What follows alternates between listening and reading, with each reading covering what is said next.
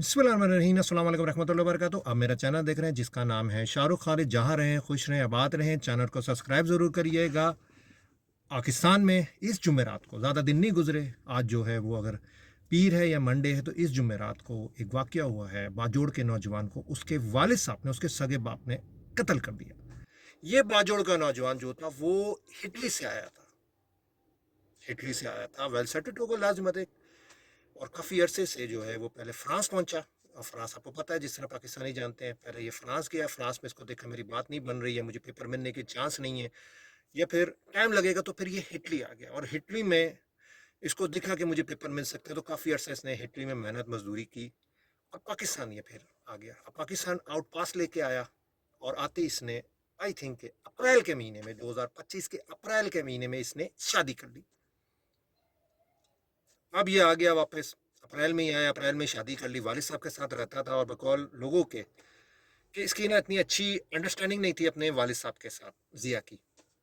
बाजोड़ का ये नौजवान। और आपको पता है कि जो हम ओवरसीज होते हैं, ये जो पाकिस्तानी, जो पाकिस्तान से बाहर रहते हैं, उनको काफ़ी मसाइल होते हैं। मसाइल उनको जब वो पाकिस्तान वापस आते हैं, जब वो मेहनत मजदूरी करते हैं, कमाते हैं, और अपना पैसा ज़्यादातर आपको पता है पाकिस्तान नहीं भेजते हैं। ज़्यादातर पाकिस्तानी जो है वो पैसा जो है अपना पाकिस्तान में भेजते हैं। और मैं सबसे ये रिक्वेस्ट करूँगा, कोशिश ये करें, जो पाकिस्तानी किसी भी कंट्री में बैठ रहा है, भाई वो अपनी सेविंग करो वहाँ पे, अपने बारे में सोचो। ये लातादाद ऐसी स्टोरियाँ आ गई हैं, जो बेचारे पाकिस्तान वापस आते हैं, जब वो बेचारे मेहनत मजदूरी करके पैसा बनाते हैं, कमाते हैं, और पाकिस्तान भेजते हैं कि सेविंग कर लेना, फिर पाकिस्तान आके मैं अपना फ्यूचर बनाऊंगा, प्रॉपर्टी खरीदूंगा, दुकान कारोबार करूंगा। जब वो पाकिस्तान आते हैं, उनके हाथों में कुछ भी नहीं होता। जो उनकी फैमिली होती है, सारा पैसा इधर उधर कर चुके होते हैं। और चैनर से बात, वो नजरें और आंखें दिखाने लगते हैं कि भाई ये अब तू आ गया, अब तू यहाँ क्या करेगा। यानी इतनी मेहनत मजदूरी वो बंदा करके तुम लोगों को लाखों बेचता रहा है, उसका कोई हिसाब किताब नहीं है, अब यहाँ भी कुछ करो। तो ऐसी स्टोरी जिया की है कि जिया जब फ्रांस से इटली गया, और इटली से जब वो पाकिस्तान आया, बाजोड़ आया, तो उसने शादी की। शादी के बाद उसने कोशिश की कि मैं वापस जो इटली चला जाऊँ। उसके डॉक्यूमेंट में कोई मसला था, 2 दफ़ा बकौल कि वो इस्लामाबाद एयरपोर्ट आया है जिया, लेकिन दोनों दफ़ा जो है उसको परमिशन नहीं मिली कि वो इटली जा सके। उसके डॉक्यूमेंट में मसला था, क्योंकि वो आउट पास के थ्रू आया था। और नियर बकौल ये कहते हैं कि वो नियर जो था, उसको पेपर भी मिलने वाले थे। तो उसके डॉक्यूमेंट में कोई मसला था। 2 दफ़ा उसने ट्राई की कि इस्लामाबाद से वो इटली चला जाए, नहीं जा सका। इसी दरमियान घर में आपको पता है माली मामलात होते हैं। अब उसकी शादी भी हो गई थी अप्रैल में, उसने शादी की आते ही। अब उसकी बीवी भी आ गई थी, पहले वो अपनी फैमिली के साथ रहा था, फिर ये जो मामलात हो रहे थे इसकी फैमिली के साथ, ये इसके वालिद साहब के साथ इसकी बनती नहीं थी। तो इसने जिया ने अपना घर अलग कर लिया। अब घर अलग करके उसने फिर कोशिश की, मेरे कोई डॉक्यूमेंट्स का जो मसला है, जो रिएक्शन रिजेक्ट हो रहे हैं, जो जो मैं नहीं जा पा रहा इटली, वो कह रहा है मेरा मसला आने वाले चंद दिनों में इंशाल्लाह सॉल्व हो जाएगा। बकौल उसके कज़न के, इसके कज़न ने ये बताया है कि इसके डॉक्यूमेंट में मसला था। जब मेरी आखिरी दफ़ा बात हुई, तो बकौल इसके कोई डॉक्यूमेंट में इशू था। अब ये तो जो पाकिस्तान से बाहर रहते हैं, ये उनको ज़्यादा बेहतर पता होगा। जब वो पाकिस्तान वापस आते हैं, वो क्या ऐसा डॉक्यूमेंट में इशू आता है कि पाकिस्तान की जो इमिग्रेशन होती है, या वो फिर जाने नहीं देते। तो बकौल उसके कि उसके डॉक्यूमेंट में मसला आ रहा है, तो इंशाल्लाह वो मसला हल हो जाएगा। फिर वो अलग हो गया बीवी को लेके, क्योंकि उसके वालिद साहब के साथ उसकी बनती नहीं थी। लेकिन उसका रिजल्ट क्या निकला, ये जुमेरात, आज पीर है, मंडे है, जुमेरात को इसके वालिद साहब ने उसको आके कत्ल कर दिया।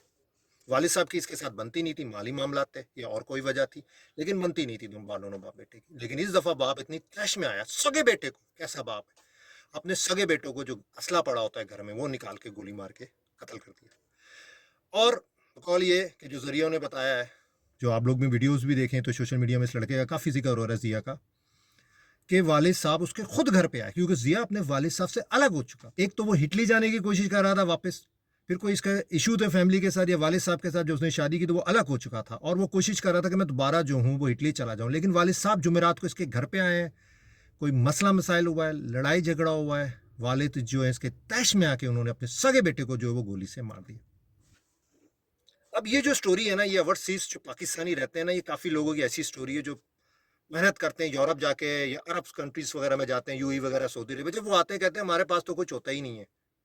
और अक्सर उनमें वो लोग भी हैं जो शादीशुदा ही नहीं है, जो सोचते हैं हम पाकिस्तान आके शादी करेंगे। जब वो आते हैं, पाकिस्तान आते हैं, तो उनके हाथ में कुछ होता नहीं है। जो फैमिली जो होती है, वो कहते हैं भाई इधर लगा दे, ये ले लिया, उसके नाम पे ले लिया, उसके नाम पे बेचारे का कुछ होता ही नहीं है।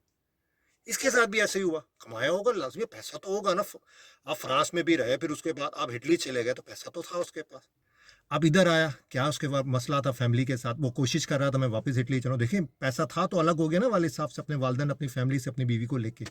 लेकिन ऐसा क्या मसला था कि वालिद साहब जुमेरात को आए और कोई ना कोई इनका मसला मसाइल हुआ और उसने अपने सगे बेटे को गोली मार दी। तो कहने मकसद से वे आखिरी मैसेज ये, जितने ओवरसीज रहते हैं ना भाई, अपने बारे में सोचो। जब भी निकलो ना, पैसा कमा रहे हो, अपने बारे में सोचो। जो शादीशुदा है या शादीशुदा नहीं है, वो ज़रूर अपने बारे में, फैमिली को सपोर्ट करो, लेकिन उतना ना करो कि जब वापस जाओ तो वो जो पैसा तुम लोगों ने भेजा होता है वो आपके लिए होता ही नहीं है। वो कहीं ना कहीं लगा चुके होते हैं या फिर अपने नामों में चीज़ें ले चुके होते हैं, आपके लिए कुछ भी नहीं होता। तो वीडियो कैसी लगी मुझे कमेंट में ज़रूर बताइएगा, और बस दुआओं में याद रखिएगा। अस्सलाम वालेकुम रहमतुल्लाहि बरकातहू।